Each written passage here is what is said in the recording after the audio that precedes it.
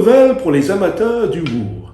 Charline Vanhoenacker songe à se réorienter, ayant enfin réalisé qu'elle n'en avait aucun.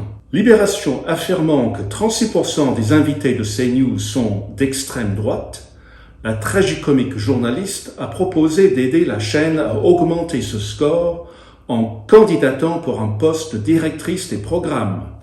Didier Desrimé lui réplique en proposant d'aider France Inter qui aurait 3% d'invités d'extrême droite. C'est beaucoup trop. Que Charline se reconvertisse plutôt en paysanne. Elle a déjà une paire de gros sabots. Raphaël Enthoven se dégonfle.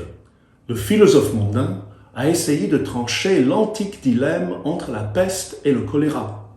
Sur Twitter, c'est moins antique. Il avait ainsi affirmé, en cas d'affrontement entre Marine Le Pen et Jean-Luc Mélenchon, qu'il préférerait Trump à Chavez. Rattrapé par la meute vigilante, il a dû s'expliquer dans l'Express, en renvoyant dos à dos les deux extrêmes qui se rejoignent. Aurélien Marc lui répond « Par réflexe, on traite le RN de parti raciste, tandis que la France insoumise, le cheval de Troie des islamistes et des décoloniaux, bénéficie d'une complaisance sans limite. En France, c'est toujours le même système. Ça, c'est antique. » Fake history. Pourquoi chercher la vérité historique quand il est plus commode de raconter n'importe quoi? C'est la méthode des historiens décoloniaux et de leurs acolytes. Déjà dans les années 90, Mary Lefkowitz, titulaire d'une chaire de lettres classiques dans une université près de Boston, a réfuté point par point les contre-vérités et supercheries de ceux qui prétendaient que Socrate et Cléopâtre étaient noirs, et ce, sous un déluge d'insultes antisémites. Si seulement les chercheurs de notre époque avaient autant de courage pour résister aux nouvelles interprétations woke de l'histoire. Que de nouvelles Mary Lefkowitz surgissent de toutes parts pour mener le bon combat. Seule la vérité nous rendra libres. Qui nous racontera la wokisation totale de l'éducation aux États-Unis? Michelle Tribala.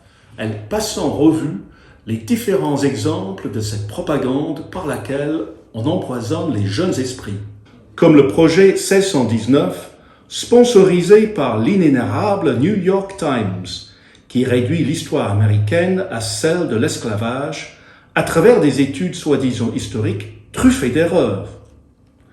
Ou le test Gender Unicorn, qui encourage les enfants à définir leur genre et leurs préférences sexuelles.